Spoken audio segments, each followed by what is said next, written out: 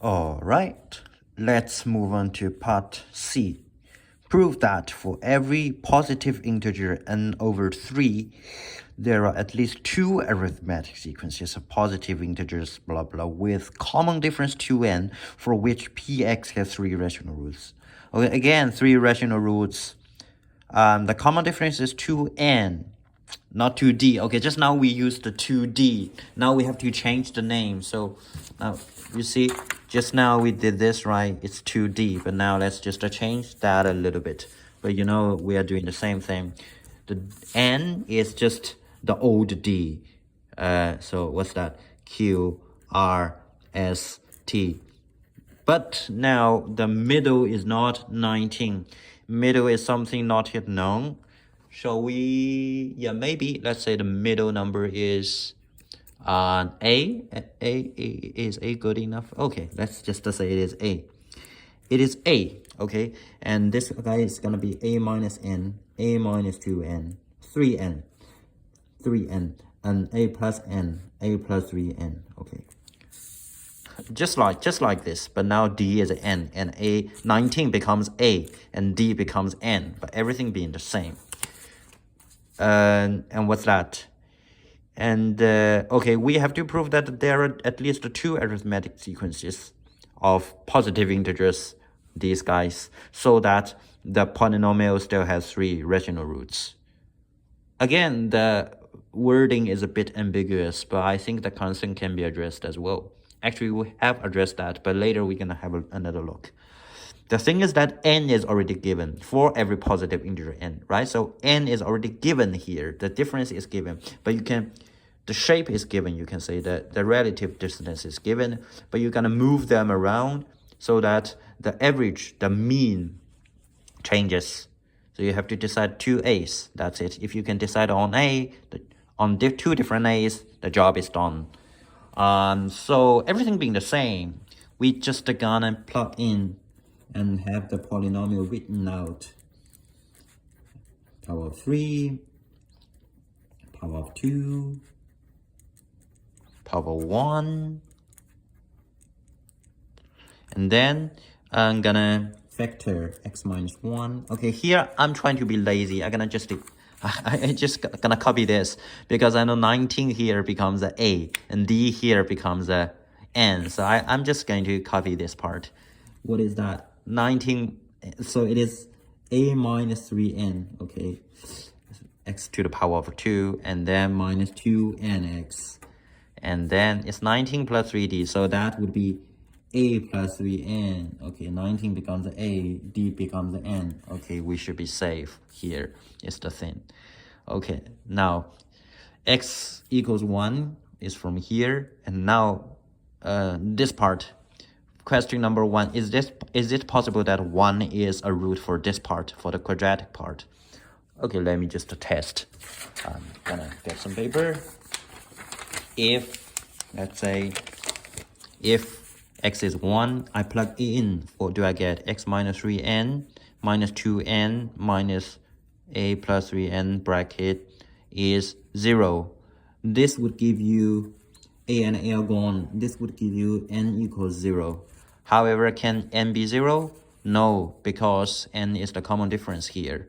N is the common difference, n can't be 0. So for the same reason, this one won't give a root of x equals 1. This shouldn't be a concern. The second concern is that can the delta be 0 here? If the delta is 0, so what is the delta? Let's just write out the delta because we're gonna use it later anyways. So delta is 4n squared plus 4a minus 3n, a plus 3n. So that is 4 times a minus 8n to the power of 2. Good. This is the delta. Is it possible that the delta is a 0? If, oh no, sorry, a squared. Is it possible that the delta is a 0? If delta is a 0, a squared is 8n squared. Again, the same process, but let's do it here. If, let's say, delta is 0, we have a squared is 8n squared, meaning 8 is n over a squared. This is 8, number 8. How can that be, right? N is a whole number, A is a whole number, you have got a rational number, but square root 8 is not rational. This can't be. So we've got contradiction here, meaning delta cannot delta cannot be 0. So we should be safe. There should be two different, if there are any root, there should be two different roots, and none of them is gonna be 1, as we have discussed here. So okay, so the problem is not ambiguous anymore. Now we just deal with the delta. So what do? The delta is this guy, and if we want original stuff to have 3 rational roots, one of them being 1, we're gonna make sure this is a perfect square. So it's almost the same process, right? This one is gonna be a perfect square, but now we want to prove that we have two different ways of deciding on A, because N is already given. Okay, so what do? Okay, this is really very similar to the last problem of the previous test, but let's just do it here. We've got this guy delta, and we want a delta to be a perfect square. Since 4 is already a perfect square, so all we want is this guy being a perfect square. If this guy is a perfect square, let's call it k squared. Okay, k is a whole number. K is a whole number. And then we would have 8n squared is a minus k times a plus k. Okay. This is a sum and difference problem, like elementary school things. You know, in elementary school, when you're doing sum and difference problems, you know, these two numbers have the same parity. If they are both odd or both even, then you have an integer solution. Otherwise, you have something 0.5, which is not integer. So all we want is that this guy and this guy have the same parity. They are both odd or both even. And we want two different ways of splitting 8 and n to the power of 2. So can we? Yes, actually we can. For example, this is something to do. Let's write them all. This is something to do. This is also something to do. This is actually better. This is something to do.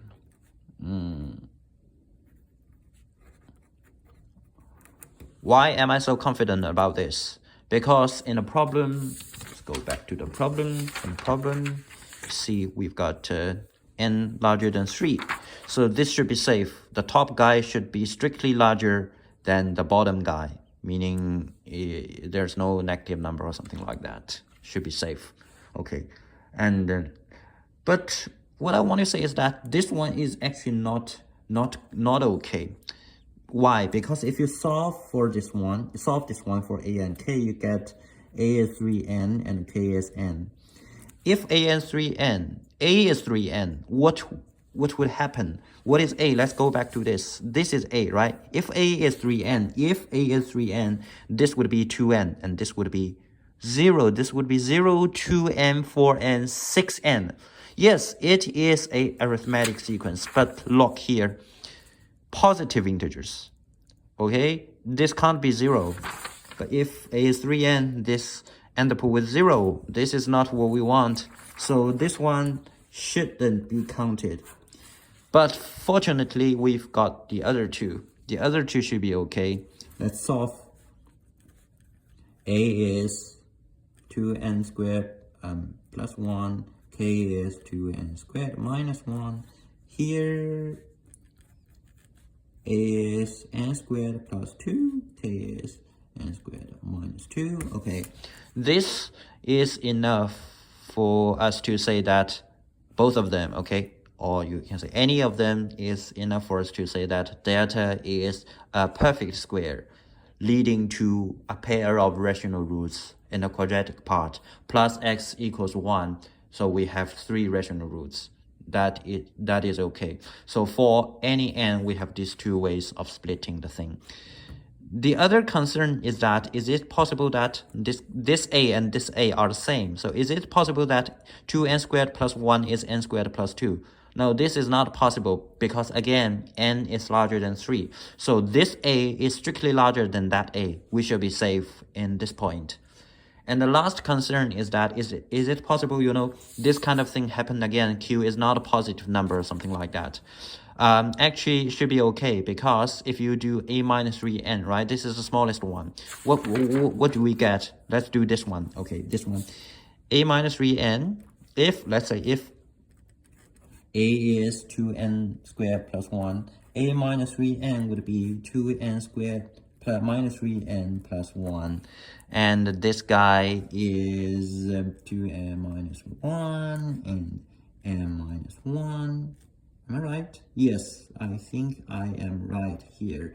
That is to say, if n is a positive number and n is larger than 3, this one is strictly larger than 0. This should be okay. So this is larger than 0, given that n is minus 3. It is larger than 3, if.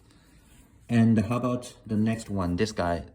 This guy is n squared plus 2. If a is n squared plus 2, a minus 3n, the smallest among the 4 coefficients would be 2n squared. I mean n squared minus 3n plus 2. Okay, quite the similar pattern.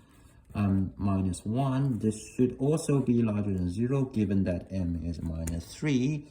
So this concern is also addressed. We don't have to worry about the last one falling below 0 or being equal to 0. All of them should be positive. These two a's can't be the same, given that n is large enough. And what else? Yeah, and this should be sufficient for the delta to be a perfect square. And delta being a perfect square is equivalent to the original guy having 3 rational roots. So that is it. That is the proof. We have 2 different ways of